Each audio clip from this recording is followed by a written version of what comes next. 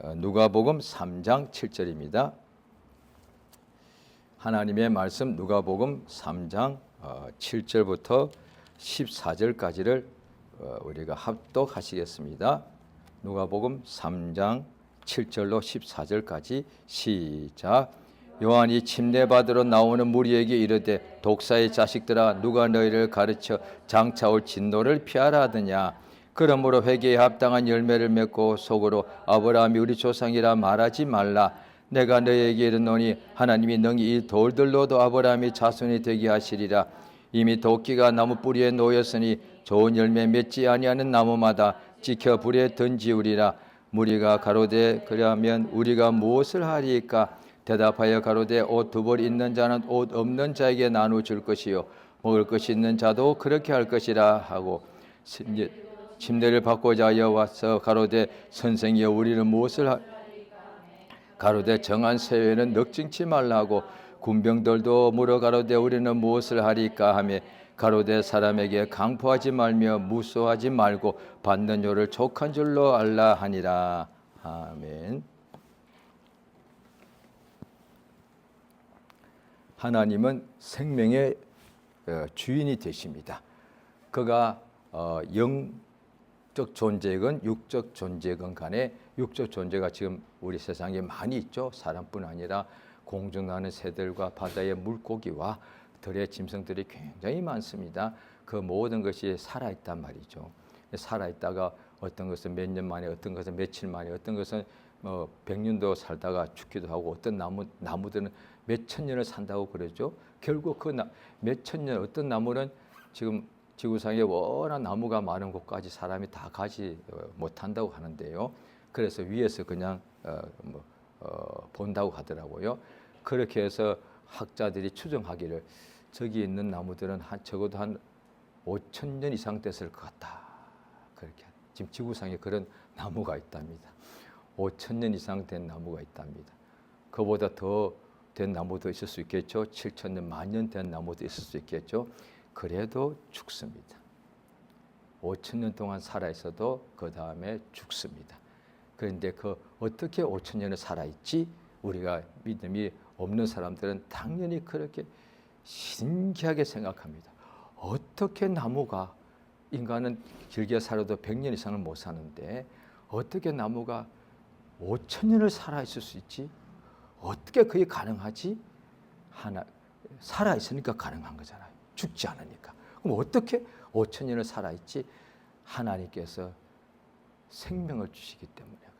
그러니까 이때에 5천 년 사는 나무, 100년 사는 어떤 짐승들에게 주는 생명은 하나님이 주신 것인데 물론 영원하지가 않죠. 왜? 5천 년밖에 못 사니까.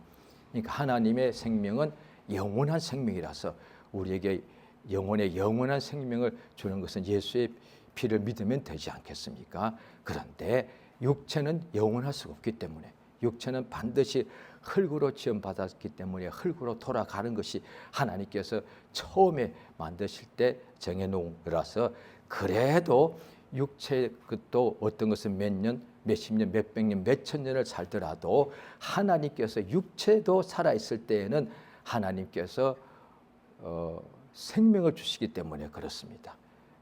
이때의 생명은 영원한 생명은 아니죠. 그래도 육체는 그게 생명이라고 말합니다. 그러니까 하나님께서 모든 만유에게 스스로 살아계신 하나님 한 분 이외에는 하나님께서 모든 만유에게 생명을 주시는 분이십니다. 그래서 우리가 예수 믿지 않고 살던 사람들이 막 교회를 비난도 많이 하고 그러겠죠. 모르니까 막 그냥 악한 마음을 품고 예수 믿는 사람들 보고 막 눈을 흘기고 막 어떤 데는 지금도 며칠 전에 또 어떤 오늘날의 전 세계 뉴스들을 다 접할 수 있으니까, 지난주에도 아프리카 어느 나라에서 교회를 몇십 명, 몇백 명을 교인들 학살했다고 나옵니다. 예수 믿는 사람들. 거기에 이제 기존의 어떤 자기들 전례 어떤 미신을 믿는 사람도 있겠고 또 이슬람 교도도 있겠고요. 그런데 기독교인들을 또 몇십 명, 몇백 명을 예배하는 사람들을 잡아서 죽였다고 또 이렇게 나와요. 이제 우리 한국도 그렇게까지 심하게 많은 사람을 학살하지는 않았겠지만 우리 조상들이 그래도 그 당시에 믿는 사람들이 한 동네에서 한 명만 나와도 완전히 따돌림 받고 아마 폭행은 당했을 것 같아. 막 욕 먹고 막 침뱉음 받는 것은 기본일 것 같고, 집에서 한국 사람들은 저도 처음 믿을 때 그렇게 옛날 일도 아닌데도 한국 사람들은 이게 족보가 굉장히 중요하거든요. 지구상에서 한국 사람만큼 족보가 중시한 사람들이 별로 없죠. 그게 뭐냐니 자기의 가문이 양반이고 귀족 가문이다 뿐 아니라 자기의 뿌리를 한다. 어디서부터 나왔냐? 어디서 나왔지? 아버지가 이런 분, 어머니가 이분이십니다. 그 다음에 우리 아버지는 또 이분이십니다. 그 아버지도 또 이분이십니다. 그 아버지의 형제가 여러 명이었는데 그 중에 둘째 아들의 우리가 후손입니다. 계속 거슬러 올라가요. 가면은 성경 신약에 나오잖아요. 한국의 족보가 제대로 거슬러 올라가면은 한국 사람들의 신화가 있는데 맨 끝에는 단군이 나올 것 같아요. 그게 자고 신화니까. 그런데 그런 식으로 하면 단군이 맞죠, 신화가요. 그런데 그래서 기독교 신학자들 중에도 구약 성경 앞부분을 신화라고 이렇게 말하는 신학자가 있대요. 왜냐하니 그 본 적이 없으니까 지어낸 것 같으니까 마치. 왜냐하니 그 당시에 노아 전에 사람들이 1000년을 살았다고 나오니까 지어낸 이야기 신화 같지 않습니까? 예, 그렇게. 그런데 그것이 신화라고 볼 수도 있을 수 있다고요. 왜? 정확한 걸 아무도 잘 모르니까. 그래서 구약을만 열심히 보면은 신학자들 있고 그들에서 배우고 나온 목사님들이, 그러니까 어찌 내가 다 목사님들은 신학교 다 가야 됩니다. 지구상에 제일 알기로 모든 지구상의 교파가 달라도 개신교 목사들은 아마 가톨릭도 마찬가지일 거예요. 신학교를 졸업하고 난 후에 최소한 몇 년 동안에 지내고 난 후에 그 다음에 목사를 되게 해줍니다. 그래서 이제 신학교도 어떤 사람들은 긴 신학교가 있고 짧게 하는 신학교, 좌우간 신학교 나와야 되는데 그 구약을 항상 신화라고 말하는 그 구약의 앞부분, 창세기 앞부분을 그런 목사님, 신학자한테 배우고 나온 목사님도 당연히 그렇게 설교할 수밖에 없겠죠. 예, 그렇습니다. 그런데 신약을 딱 보면 아는 거예요. 창세기 노아 이전에 그것이 1장부터 12장까지가 신화인지 아닌지를 구약만 보면 확실히 할 수가 없어. 신약에 딱 나옵니다. 마태복음부터 아담이 후손들이 쫙 그게 신화가 아니란 거지. 누가복음은 거슬러 올라가죠. 계속 가니까 아담이 나오고 그 위에 하나님이 계시더라. 따라서 신약의 복음서에 마태복음과 누가복음 앞부분만 봐도 두 번이나 나옵니다. 노아 이전이 신화가 아니다. 실제 있었다는 거지. 그러니까 신약을 알아야 되는 거예요. 그러니까 그 족보를 보면 뭐 남의 알지도 못하는 족보를 왜 이렇게 적어놓고 읽을 때 뭐 재미도 하나도 없어. 아니죠. 그게 신화가 아니라는 증거야. 실제로 있었다는 거거든요. 그러면 하나님께서 아담을 지으셨다는 것이 실제다 말이에요. 그 사실이라고 신약에서 말해주는 거다 말이죠. 또 거기에 또 예수님도 설교하시다가 아벨 나오잖아요. 아담의 아들이 있는데 가인과 아벨이 있었는데 형 가인이 그만 동생 아벨을 질투해가지고 들였을 때 아무도 없을 때 돌로 쳐서 죽였죠. 그거 신화가 아니겠느냐 그럴 수 있는데 예수님 설교 속에 나옵니다. 아벨 때의 피로부터 딱 나옵니다. 그게 신화가 아니었다는 거지. 그러니까 신약을 알아야 되는 거야. 신약을 알면 구약이 얼마나 하나님 말씀으로 온전한 것이고 그 중에 오류가 없고 신화가 아니고 실제로 이루어진 것을 알 수 있다는 거죠. 어떻게? 신약을 알면, 복음서를 알면. 그래서 신약 구약을 다 성경에 같이 하나로 묶여져 있는 거거든요. 사람들이 하나님이 생명을 다 주시는데 근데 그러면 그 아담이 그러면 실제로 있었다면 그러면 아담이 그러면 창세기에 나오는데 아담이 범죄해서 에덴 동산에서 쫓겨나고 그 후손들이 다 그 다음에 죄와 허물로 죽게 된 거 사실이요? 예, 로마서에 딱 나오는 거야. 우리 모두가 아담의 후손이 맞다. 복음서에 나오니까. 그러면 아담이 범죄한 것도 맞아. 그게 어떻게 창세기에 나오는 거니까. 1장, 2장, 3장에. 그게 신화로 하면은요, 우리 죄인이라고 말할 수 없단 말이죠. 무슨 근거로 우리를 죄인이라고 말하는 거요? 그게 창세기에 아담과 하와가 범죄한 것이 그게 신화라고 말해버리면 우리가 왜 죄인이요? 그럼 우리가 죄인이 아니면 예수가 왜 대신 죄를 짊어지고 죽었다고 그러는 거요? 말이 앞뒤가 안 맞는 거요. 우리가 죄인이 아닌데 왜 예수가 우리 모든 사람을 위하여 대속물로 죽었다고 말하는 거요? 그건 아니요. 이렇게 말할 수밖에 없는 거예요. 그래서 구약도 제대로 인정하지 않으면 결국 그 구약의 약속대로 예수가 오셔서 피 흘려 죽은 것이라서 구약을 인정하지 않으면 신약도 예수의 피도 부인하게 된단 말이야. 그 결과 한 번 죽는 것은 다 정해져 있는데, 예, 기독교를 부인하건 예수의 피를 부인하건 그 다음에 창세기를 신화라고 말하건 간에 자건 다 한 번 다 죽는 것은 정해져 있어. 사람에게 정해져 있는 거니까. 그런데 그 죽음의 끝이 아니요. 죽고 나 후에 오히려 시작이요. 그 후에 심판을 받으니까. 그게 시작이에요. 이제 예수를 믿는 우리들에게는 죽음이 끝이라고요? 아니요, 시작이에요. 영생의 시작이에요. 이 땅의 삶은 예수 믿지 않는 사람에게는 한 번 사는 것이 전부이지만 예수 믿고 영생을 얻게 된 사람에게는 이 땅의 삶은 보십시오. 우리 조상의 아담 때는 1000년을 살았는데 우리 조상에 비하면 우리같이 100년 살아도 10분의 1밖에 못 살죠. 그때 우리 조상들이 본다고 한다면 지금 우리가 한 100년 산다 합시다. 그들은 1000년을 살았으니까 인생의 이제 겨우 시작일 뿐이에요. 자, 우리 지금 보통 한 평균 수명이 한국 사람 저보다 83세, 80세를 합시다. 그러면 초반 8살 시작이잖아요. 애가 이제 태어나서 8살 되었네.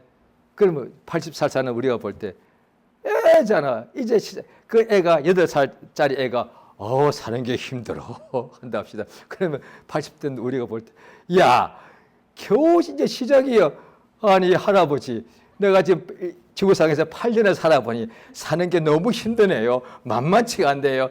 그래요. 사는 게 너 앞으로 더 72년을 더 살아야 된다. 이렇게 되는 거예요. 그와 같이 아담이 볼 때는 머드셀라가 볼 때는 우리가 100년 살아도 이제 초반 살은 거야. 왜? 그들은 1000년 살았으니까. 겨우 100년 살고서 힘들어 이러고 있는 거예요. 그럼 아담이 볼 때 요즘 애들이 못하는 소리가 없는데 그럴 거 아니에요. 자, 예수 믿고 영생에 들어가면 지구상에서 1000년을 산다 할지라도 영생은 만년, 100만 년, 억만 년, 조 다음에 경이라며요. 1경년이 도대체 몇 년이에요? 조보다 1000개니까 저간 공이 16개 들어가야 되는 거야. 자관 그렇게 또 1경보다 더 크게 1000경을 어마어마하게 오래 사는 거거든요. 영혼은 그보다 더 끝없이 사는 거니까 영생을 사는 믿는 사람들에게 보면은 지구상에서의 100년은 아무것도 아니다. 한순간에 불과하단 말이에요. 성경에 그래 나오는 거예요. 인생이 70이고 강건하면 80이라도 그냥 어젯밤에 한시같이 그냥 지나가 버립니다. 한 경점같이. 구약 때 유대인들 한 경점이 밤은 한 경, 1경, 2경, 3경, 4경, 3시간이거든요. 그런데 내가 80년 살아도 그냥 자는 때 3시간은 후딱 지나가 버리잖아요. 낮에 3시간 좀 길거든요. 그런데 자고 나면 그냥 어떤 데는 8시간이 훅 지나가 버리잖아요. 인생에 80년 살아도 그냥 밤에 한 경점까지 휙 지나가 버린다. 하나님 영생에 들어가는 우리 입장에서는 그거 너무 짧은 거예요. 그런데 그 영생을 항상 우리가 알게 되면은 이 짧은 인생을 괴로움이 많지만 짧잖아요. 참을 수 있는 거지. 이 하루살이가 볼 때는 80년이 얼마나 길겠어. 너무 고생이 너무 끝도 없는 거예요. 지옥이 왜 무서운 거예요? 괴로움이 영원토록 괴로움을 받는 거니까. 지옥 가서 한 몇 년간 괴로움 받다가 거기서 탈출할 수 있다면 뭐 그렇게 나쁜 것만 아니고 왜 벗어날 수 있는 거니까. 우리가 몸이 안 아프면 좋지만 아프더라도 그 아픔이 계속되면 큰일 나는데 잠깐 한 며칠 동안 아프다가 나아버리면 그 괜찮단 말이에요. 그런데 고통이 계속돼서 힘든 거거든요. 믿는 사람도 이 세상에 살 때에 어둠의 영들과의 성경 보면 에베소서 6장에 보면 영적 싸움인지라 어떤 면에서 더 힘듭니다. 영생의 기쁨은 믿지 않는 사람에 비해서 너무 좋지만은 또한 믿는 사람으로서 항상 죄를 짓도록 유혹하는 원수가 있기 때문에 육체에 먹고 살기 위해서 살 뿐 아니라 먹고 살기 위해서 살려면은 욕심을 막 품은 대로 성공해야 돼. 성공하고자 하는 욕심이 있는 거잖아요. 돈 많이 벌고자 하는 욕심이 있는 거잖아요. 그래서 몸이 쉬고 싶지만 또 일어나가지고 또 돈 벌러 가는 거거든요. 예, 그래서 그 욕심을 다 이루면 막 성공한단 말이죠. 그런데 믿는 사람은 그게 또 욕심이 죄가 되기 때문에 이것도 회개해야 되는 거예요. 그러면 돈도 벌어야 되겠고, 그런데 돈을 벌어야 되는데 욕심을 품으면 죄가 되고, 그러면 이거 어떻게 하라는 얘기예요? 진퇴양난이잖아요. 그래서 믿는 사람들이 처음에 이걸 믿음을 잘 이해를 못하면 믿고 난 뒤에 초기에는 굉장히 힘들어요. 굉장히 힘들어요. 믿으면 좋아진다면서 믿으니까 더 힘들어. 주일날에 몸이 힘들면 때때로 푹 좀 쉬어야 되는데 사람이 잠을 자면 쉬어줘야 몸이 필요한 거니까 회복되는데 힘들어도 일찍 일어나서 교회에 예배하러 가야 되니까 얼마나 힘들어요. 그래서 처음에 믿는 사람들은요 굉장히 힘듭니다. 이제 이것이 오랫동안 습관이 되면은 뭐 오히려 어떤 데는 예배 가면 더 좋죠. 그런데 너무 힘듭니다. 오늘 본문에 침례 요한이 침례를 베푸니까 아직 예수님이 역사를 하시기 바로 직전이죠. 수많은 사람들이 다 죄인들이죠. 와서 회개의 침례를 받을 때에 그런데 어떤 사람들 중에서도 성경 보면 또 다른 복음서에 보면은 바리새인들 이런 사람들도 오더란 거죠. 그래서 예수님이 그들 보고 너희 아비는 마귀다. 그러니까 독사의 자식이라 그랬거든요. 그러니까 뱀 마귀의 자식이다 그 뜻이죠. 그러니까 침례 요한도 오늘 본문에 보면은 자 오늘 본문 누가복음 3장이지요.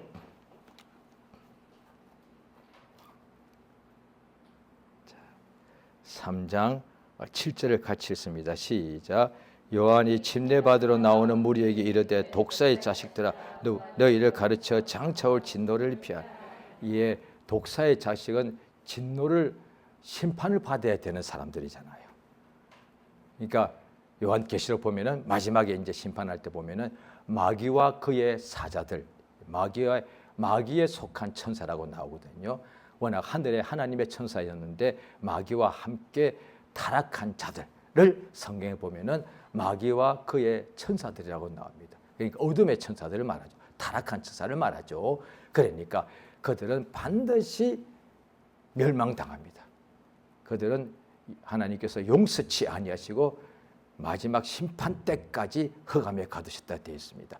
따라서 믿지 않는 사람들도 마귀에 속해져 있으니까 마귀와 함께 반드시 심판을 받아야 되는데 유대인 중에 하나님 믿는 사람 중에 특히 성경을 가르치고 지도자라고 말한 율법사 서기관 바리새파 사람들이야말로 예수께서도 말씀하시고 그 전에 침례 요한도 말합니다. 독사의 자식들, 저들은 심판을 받아야 되는 사람들인 거예요. 예수께서 또 그들에 대하여 화 있을진저 외식하는 율법사들이여, 화 있을진저 외식하는 바리새인들이여, 화 있을진저 외식하는 서기관들이여, 그날에 심판받는다.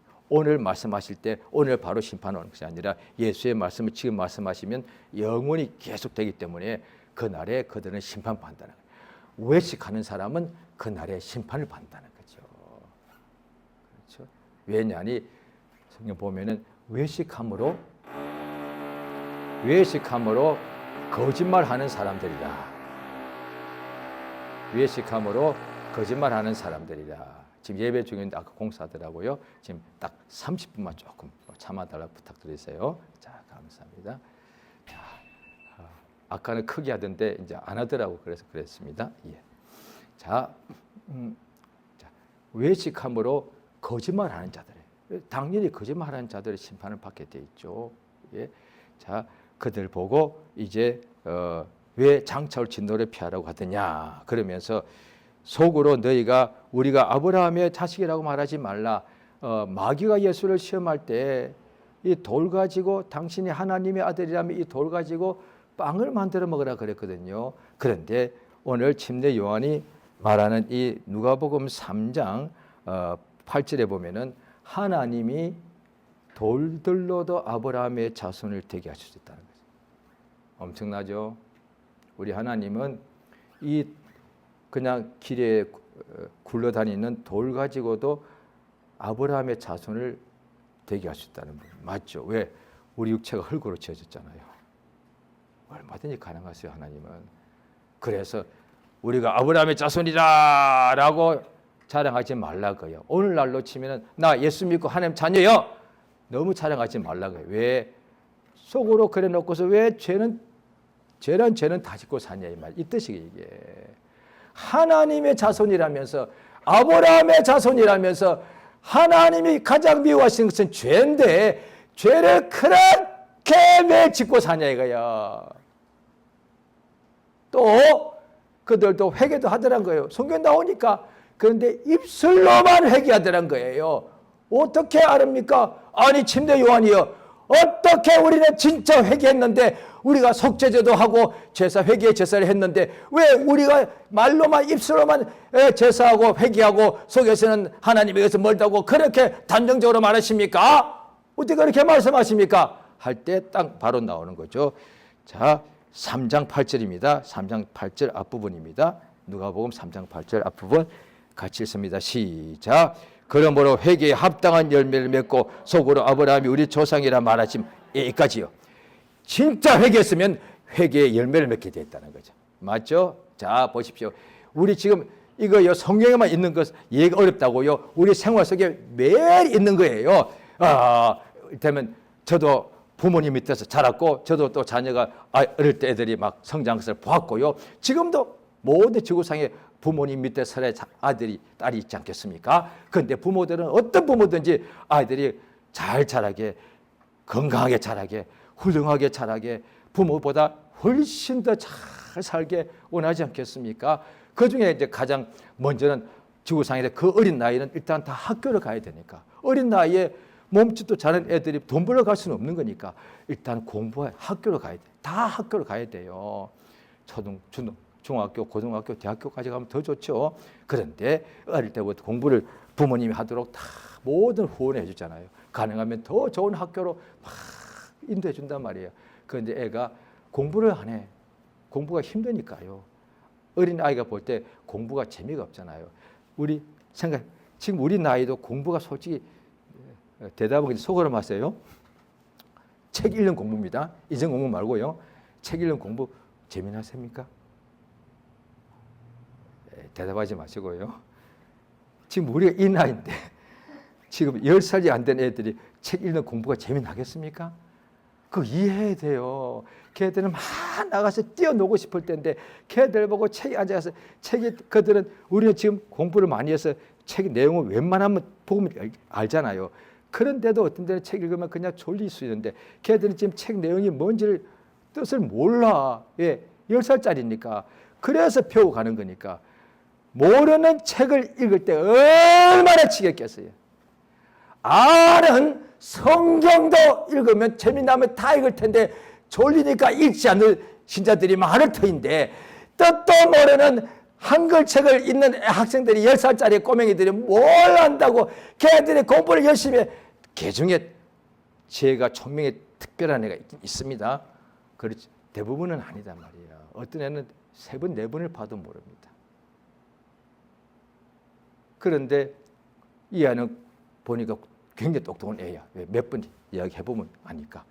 그런데 공부를 하면 되는데 얘가 공부를 안 하는 거야. 그래서 부모가 좀 뭐라고 야단쳤단 말이야.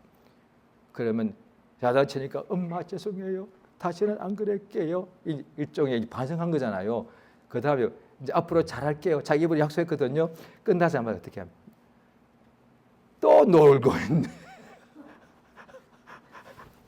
그 엄마 다시는 안 할게요. 그러나한테 알았어. 엄마가 이뻐서 그런데 다시 매질 했으면 거기다 뭐 더 발라주고 그 다음에 이제 여름에 공부한다니까 수박도 갖다 주고 방에 갔더니 공부할 때인데 좀 이따 1시간쯤 있다가 봤더니 엎드려 자고 있네.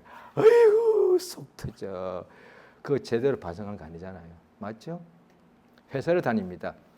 매일 지각하고 쑥 나가가지고 왜 그래 나간다고 어떻게 출장 간다고 했는지 딴짓하고 있는 거예요. 회사 카드 가지고 자기 개인적 뭐 쓰고 있는 거예요. 그걸 적발했어. 그런데 당연히 그냥 회사에서 내쫓아야 되는데 한 번만 어떻게 봐달라고 하는 바람에 사장님이 봐줬어. 그런데 그 다음에 또 오네. 그건 말로만 반성한 거잖아요. 맞죠?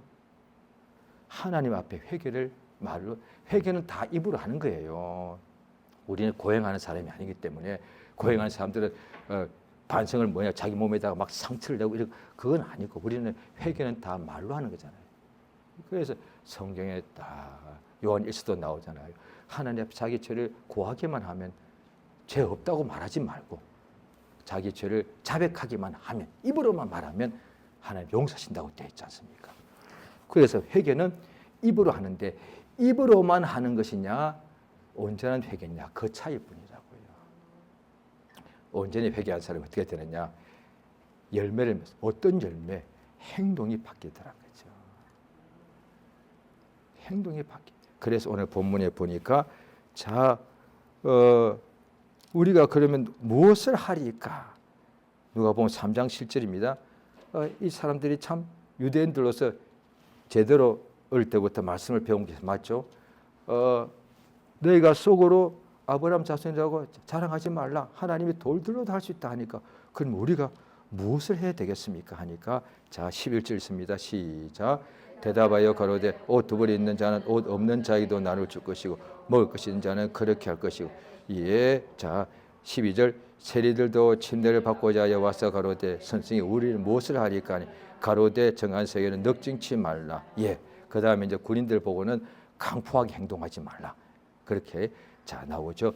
회개한 사람들 어떻게 해야 되느냐니 옷 두 벌 있으면 옷을 없는 사람에게 나누죠. 옷이 많으니까 그냥 바게트 주는 것이 말고 옷 없는 사람에게 나누주라는 거예요. 내가 회사를 다니는 나의 상사에게 내가 내게 좋은 옷을 주면은 그 사람이 나한테 더 뭔가 더 유익을 주겠죠. 그것 말고 옷 없는 사람에게 내 옷이 있으면 나눠주라는 거죠. 내가 먹을 것이 여유가 있으면 먹을 것이 없는 사람에게 나눠주라. 예수님이 부자 청년 보고 그 많은 재산을 그냥 아무 때나 그냥 지붕 위에서 그냥 길에다가 돈을 던지라는 것이 아니고 가난한 사람들에게 나누어 주라. 그 많은 재산을 부자에게 나누주라고 하지 않았습니다. 권력자에게 바치라고 하지 않았습니다. 가난한 사람들에게 나누어 주라. 예수 믿는 사람은요, 우리가 회개하는 순간에 믿기 전에 그렇게 예수를 비방하고 교회를 잔해하다가 예수를 회개하고 믿는 순간에 하나님 자녀로 거듭나게 됩니다. 그러니까 자 사도행전 3장을 보십니다.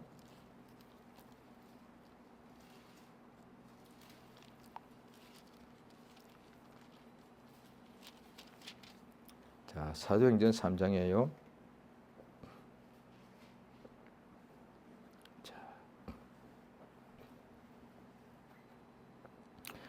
사도행전 3장 19절입니다.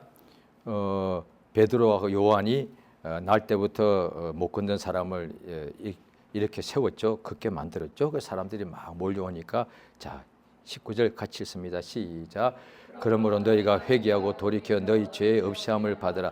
이같이 하면 유쾌하게 되는 날이 주 앞으로부터 이럴 것이요. 예, 그로부터 계속 베드로가 이제 설교하는 내용이라고 봐야 되겠죠. 그 장의 끝절 26절, 자 25절, 26절 시작. 너희는 선자들의 자손이요 또 하나님의 세우신 언약의 자손이라. 아브라함에게 이르시기를 땅 위의 모든 족속이 너희 씨를 인하여 복을 받으라 하셨으니 하나님이 그 종을 세워 복 주시려고 너희에게 먼저 보내사 너희로 하여금 돌이켜 그 각각 악함을 버리. 예. 자, 이게 보십시오. 이 죄인들 보고 뭐라고 했느냐? 너희들 이제 멸망 받고 너희들 끝났다 아니라, 자 19절에 너희가 회개하고 돌이켜서 너희 죄 없이함을 받으라. 그러면 유쾌하게 될 것이다. 그 다음에 또 26절에도 너희로 하여금 돌이켜 그 악함 각각 그 악함을 버리게 하셨느니라. 회개가 뭐냐니 하나님에게로 돌아가는 것 맞죠? 회개는 하나님께로 돌아가는 겁니다. 자기가 회개하고 돌이킨다는 거예요. 돌아간다는 거예요. 어디로 돌이킨다는 거예요? 자, 이사야서 31장을 보십니다. 구약 성경입니다. 이사야서 31장 구약 성경. 자, 이사야 31장 6절입니다. 구약 성경 이사야서 31장 6절. 자, 한 절 읽겠습니다. 자, 시작. 이스라엘 자손들아 너희는 심히 거역하던 자에게로 돌아오라. 예. 그 다음에 보면은 7절에 보면은 막 우상도 막 섬기고 그랬습니다. 그러니까 심히 이스라엘 자손이 오늘날 치면 예수 믿는 사람이 심히 죄를 많이 범한 거예요. 다 죄를 범하죠. 육체 연약해서. 그런데 죄를 심하게 범한 거예요. 그래서 시험 들어서 교회를 아예 떠나서 몇 년 동안 10년 동안 방황할 수가 있죠. 그렇게 죄를 심하게 범한 사람 보고 우리 하나님께서 하나님께로 돌아오라는 거야. 그러니까 어디로 돌아가느냐? 고향으로 돌아가는 거 말고요. 너희가 심히 거역하던 그 하나님에게로 돌아오라고 하는 거예요. 너희는 심히 거역하던 자에게로 돌아오라. 자, 이사야서 펴놓으셨죠? 44장입니다. 이사야 44장.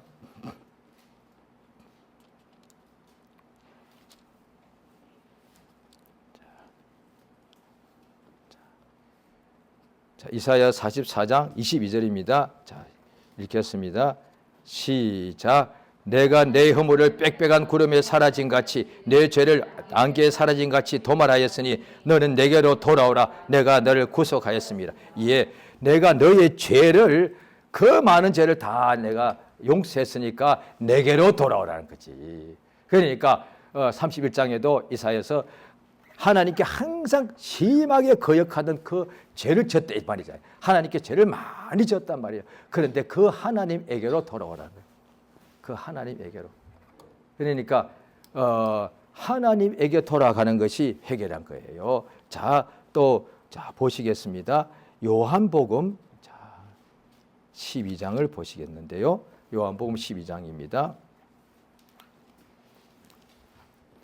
요한복음 12장 40절입니다. 같이 읽겠습니다. 요한복음 12장 40절 한 절 읽겠습니다. 시작. 저희 눈을 멀게 하시고 저희 마음을 완고하게 하셨으니 이는 저희로 하여금 눈으로 보고 마음으로 깨닫고 돌이켜 내게 고침을 받지 못하게 하리 함이라. 예, 자 보십시오. 눈으로 보고 저희로 하여금 눈으로 보고 마음으로 깨닫고 돌이켜 내게 고침을 받지 못하게 하니라. 예, 자, 그러니까 하나님에게로 돌아가는 것이 뭐냐니 자기가 깨닫게 된다는 것이죠. 우리가 세상에서도 뭔가 인생에서 깨닫는다는 것을 인생의 무슨 심오한 어떤 이치, 이 깨닫다고 표현하거든요. 내가 비로소 왜 사는지 깨달았어. 내가 비로소 어떻게 하면 성공하는지 깨달았어. 이럴 때 표현을 쓰는 거거든요. 마침 내가 깨달았단 말이야. 세상에도 깨닫는다는 표현을 굉장히 좋은 것이거든요. 그래서 세상에 있는 사람들은 깨달았다 할 때 내가 왜 태어났는지 깨달았고 인생이 죽으면 어디로 가는지 깨달았고 그렇게 표현을 쓰는 거거든요. 그런데 이제 우리가 성경을 통해서 하나님이 살아계심을 알지 않습니까? 진짜 깨닫는 것이 뭐냐니 하나님에게로 돌아가는 깨닫는 거야. 인생의 이치를 깨닫는 것이 아니라 하나님이 살아계신 거구나. 신자라도 나는 믿는데 왜 이렇게 나는 열심히 사는데 왜 이렇게 안 되지? 그러니까 한 번에 깨닫는 경우도 있지만 그런 사람은 진짜 복 받은 거예요. 그런데 한 번에 깨닫지 못하기 때문에 깨닫는다는 말이 있는 거거든요. 깨닫지 못합니다.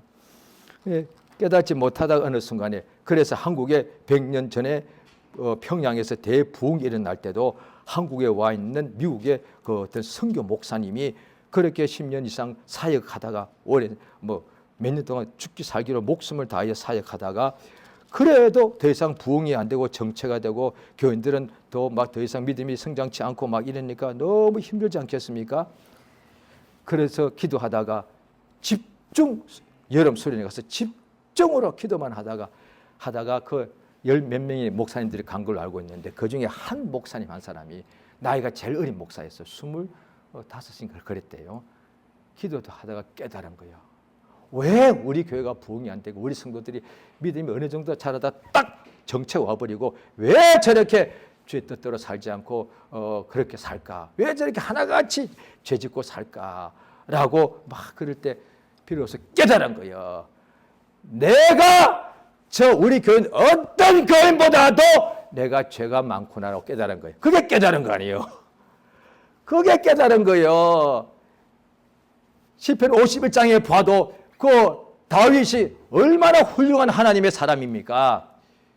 시편을 거의 반 가까이 썼으니까 하나님이 세우신 또 왕이니까 얼마나 훌륭한 하나님의 사람이에요. 그런데 그가 나이가 많이 들고서도 자기가 왕이니까 모든 게 자기 소유지만 하나님께 죄를 범했단 말이죠. 바세바 때문에. 그런데 죄를 깨닫지 못했다고요. 하나님이 나단 선지자를 보내어서 하나님 말씀을 들으니까 그래서 비로소 깨달았단 말이에요. 하나님 말씀을 들을 때 깨닫는 거다 이 말이에요. 침례 요한이 그렇게 말하니까 그들이 깨닫기 시작했고 예수님이 말씀을 전하니까 많은 사람들이 깨닫고 믿음을 가지게 됐단 말이야. 그러니까 진짜 깨달음은 하나님이 살아계신 거구나. 그동안에 내가 제대로 믿음이 없었던 거구나. 이걸 깨닫는 거 아니에요. 그게 뭐예요? 다 자기 죄를 깨닫는 거라요. 그게 사실은 자기 죄를 깨닫는 거예요. 맨날 난 불평하고 황여 타댔지만 사실은 내가 하나님 앞에 엎드리지 않았던 거예요. 그걸 깨닫는 거예요. 내가 엎드렸는데 저는 옛날에 그랬거든요. 기도 많이 했는데 잘했어. 그런데 믿지 않았던 거야. 의심 안 했던 거야. 그걸 깨달은 거예요. 믿고 또 기도 오래 했는데요. 그런데 왜 안 되죠? 오래 참지 않았던 거야. 가다가 그냥 그만둬 버린 거지. 그걸 깨달은 거다. 성경의 말씀에 그게 다 나온단 말이죠. 그러니까 탕자의 비유에도 보면은 부모의 재산을 미리 상속받아가지고 못하고 가서 허랑방탕하고 다 쓰고 난 후에 또 깨닫지 못했습니다. 그 다음에 돼지를 치게 되었고 흉년에 들었는데 돼지가 먹는 열매를 먹다가 비로소 스스로 깨달았다고 나옵니다. 스스로 깨달아 내 아버지 집에는 풍족한 하인들도 풍부하단 말이야. 내 아버지 집에는 하인들도 부자단 말이야. 우리 아버지가 얼마나 부자면 우리 집 하인들도 풍족하다는 거야. 그런데 나는 아버지의 아들 상속자인데도 돼지 먹는 열매도 나를 못 먹을 만큼 이렇게 되었을 때 비로소 스스로 깨닫고 이렇게 성경에 나옵니다. 깨닫고 아버지 집으로 돌아갈 때에 나는 아들이라 말함을 감당치 못하겠으니 그냥 종 중에 하나로 여겨주시옵소서라고 깨닫고 돌아가더라는 거예요. 이게 회개입니다.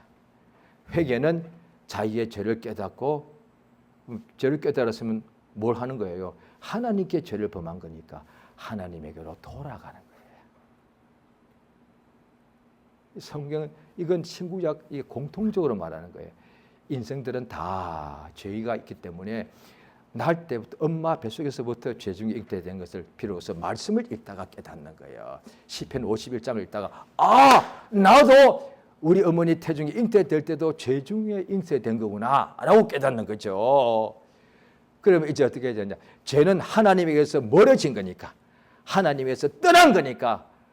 그래서 이사야 55장에 보면 악인들은 그 나쁜 말과 행동을 버리고 하나님께로 돌아오라 하잔단 말이죠. 그렇죠? 회개는 날마다 우리가 죄를 범하게 될 때 시편 68장에 보면은 날마다 우리의 짐을 지시는 하나님이 됐단 말이에요. 날마다 하나님에게로 돌아가는 거죠. 왜? 그게 생활이니까. 생활은 일주일에 한 번의 생활이라고 하지 않지 않습니까? 생활은 매일 하는 거거든요. 매일 잠을 자고 매일 밥을 먹고 물을 마시고 매일 일을 해야 된단 말이에요. 그게 생활이거든요. 생활이 일주일에 한 번씩 사는 사람은 없습니다. 매일 살아야 되는 것이 생활인지라 매일 육체가 생활하는 중에 죄를 범하게 될 때에 그러면 매일 하나님에게서 멀어졌단 말이죠. 매일 하나님께로 돌아가는 거예요. 회개는 말로만 하는 것도 회개가 맞는데 진정한 회개는 말뿐 아니라 하나님께로 돌아가는 거란 말이에요. 그렇죠? 그래서 로마서 12장에도 보면은 심령을 새롭게 하면 변화가 되더란 거야. 그러니까 말로 회개뿐 아니라 중심에서부터 하나님은 중심에서부터 통회하는 심령을 기뻐하신다는 거야. 그래서 회개는 말로서 하는 건데 정말 마음을 찢으라고 돼. 구약 때는 옷을 찢었거든요. 옷뿐 아니라 마음을 찢어버려라. 그래서 이게 마음에서부터 하나님에게로 돌이키는 거예요. 그게 깨닫는 거잖아요. 그러면은 변화가 되는 거예요. 새롭게 된단 말이죠. 그 고린도후서 4장에도 보면은 육체는 날마다 후피한다. 그런데 속은 날마다 새로워진다. 자, 우리가 매일 요즘 같은 이 더울 때 얼마나 하루에도 몇 번씩 손을 씻어야 됩니다. 너무 빨리빨리 땀 등으로 더러워지니까. 그런데 매일 씻으면 그 손이 그 손이요. 제가 지금 나이가 60 넘었거든요. 60년 중고품 손이잖아요. 그런데도 씻고 나면 새롭게 돼. 기분이 얼마나 새로워집니까? 색이 아니에요. 1년짜리가 아니에요. 60년 넘었지만 씻고 나면 깨끗하게 되지 않습니까? 1년짜리도 안 씻으면 얼마나 더러워. 그러니까 예수의 피를 힘입고 회개하고 돌이키면 심령이 막 새롭게 되면 날마다 모든 짐을 주님께로 옮겨버리는 거죠. 그래서 예수께서 누가복음 9장에도 누구든지 나를 따라오거든 날마다 자기를 부인하고 자기 십자가를 지라는 거지. 그렇죠. 그러니까 자 베드로 전서 4장을 보시면요.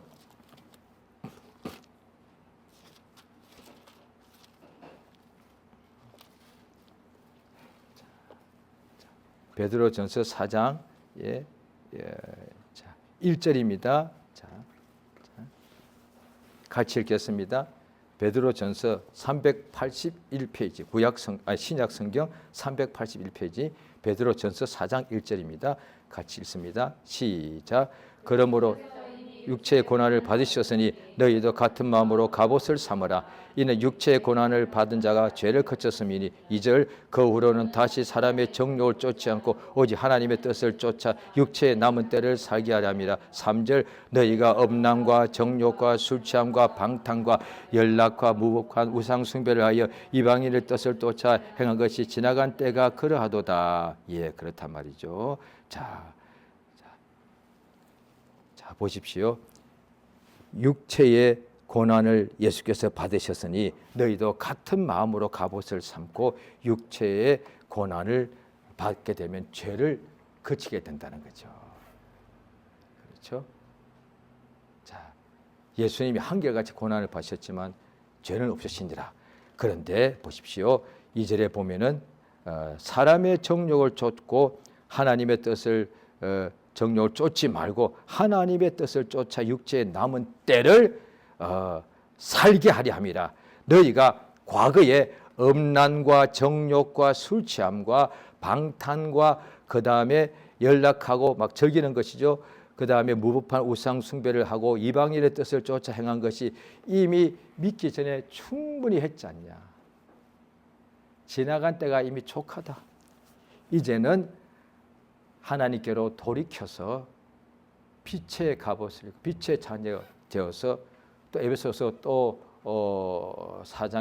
5장에 보게 되면은 누추한 말을 믿는 사람들도 할 수가 있더란 거죠. 그런데 돌이켜서 감사하는 말을 하라. 자, 이게 회개입니다. 하나님께 자 보십시오. 우리 믿는 사람들이 다 이렇게 말하면 전부 다 끄떡끄떡할 거예요. 동의한다고 믿어도 항상 죄를 짓더란 거죠.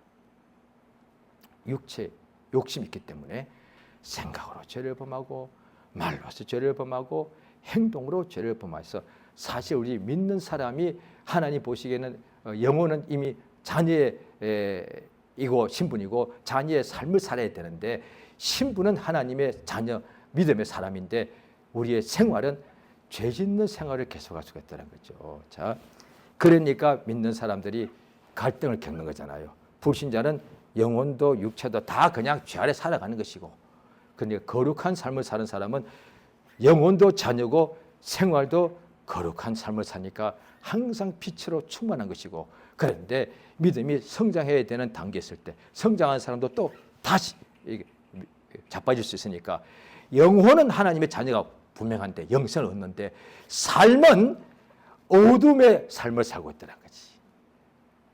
불평이 나오고 걱정이 나오고 근심이 나오고 막 욕심이 막 나오더란 거죠. 그러다 보니까 이 삶을 사는 많은 신자들이 다 어떻게 보면 좌절하더란 거예요. 좌절, 체념하더란 거예요. 안 돼. 안 돼. 자, 그렇다면 기독교 전사에서 신자들은 회개란 역사가 하나도 없어야 됩니다. 기독교 전 역사에서 부흥이란 단어가 없어야 됩니다.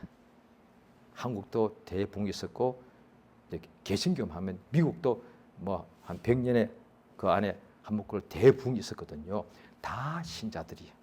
신자들이 영생을 얻었는데 삶은 완전히 죄 가운데서 모든 술 취함과 방탕과 온갖 죄를 범하며 살더란 거예요. 그러면서도 또 체념하고 안 돼, 어쩔 수가 없어, 이렇게 살더란 거예요. 심지어 주의 종들도 그렇게 살았을 거예요. 그런데 하나님의 은혜가 임하여서 깨닫게 되더란 거야. 고난이 너무 많으니까 왜 이렇게 안 될까 하다가 깨닫게 된 거예요. 내가 하나님께 죄를 범하였구나. 그래서 어떤 사람은 그날로부터 매일 새벽기도 하는데 6개월 동안 1시간, 새벽기도 1시간 할 때마다 매일 회개가 나오더란 거예요. 믿은 지 한 20년, 30년 된 사람이. 나름대로 충만히 살았거든요. 저 같은 경우도 그때 전도사 시절에 그때가 10년, 8년 차인데 정말 열심히 살았습니다. 그런데 하나님께 엄청나게 간절히 구할 일이 있어가지고 40일 동안 매일 밤 7시간 동안 철학기도 했는데 7일 동안 하루 7시간이니까 77이 49 계속 7시간 동안 회개만 나옵니다. 7일 내내 회개. 나 얼마나 충만하게 살았는데 그건 하나님을 증인으로 삼을 수 있지 않을까 싶을 정도로 그렇게 살았습니다. 그런데도 회개가 끝도 없이 나오는 거예요. 회개할 게 그렇게 많더라니까요. 그러니까 정말로 막 눈물 콧물이 나오니까 막 마음을 찢는 회개요. 입으로만, 그전에도 입으로 하는 회개는 많이 했죠. 그런데 그때는 정말 마음으로 찢는 회개가 나오더라고요. 그러고 나니까 비로소 뭔가 말로 표현할 수 없는 뭔가 시원하다고 해야 되나, 자유하다. 그 다음부터 하나님의 막 능력과 막 말씀과 생명이 풍성하게 임하더란 거죠. 그 후에 기름 부음을 받게 되었거든요. 하나님 은혜가 너무 큰 은혜가 주신 거죠. 회개는 하나님에게로 돌아가는 겁니다. 그러면 우리의 삶이 더 이상 죄 짓는 생활이 아니라 감사하고 기뻐하고 말씀 안에 살고 순종하며 사는 생활로 되는 역사, 회개에 합당한 열매를 맺는 삶, 의와 평강과 충만한 열매, 사랑과 희락과 화평과 오래 참음과 자비와 양성과 충성과 온유와 절제가 이 속에서 충만하게 맺히기 때문에 이 속에서부터 육체는 똑같이 생활하고 먹고 살아야 되고 일에 땀 흘려야 되는데 속에서는 기쁨과 사랑과 은혜가 충만하더라. 그래서 우리가 성령 충만한 단어를 쓴다는 거죠. 사도행 2장에도 보면 이들이 불신자들이 예수 믿고 은혜 받고 회개하고 성령 충만을 받으니까 자기 재산을 다 팔아서 교회에다가 다 봉헌해서 그것 가지고 모든 교인들이 함께 이렇게 밥을 먹고 살게 해주더란 거죠.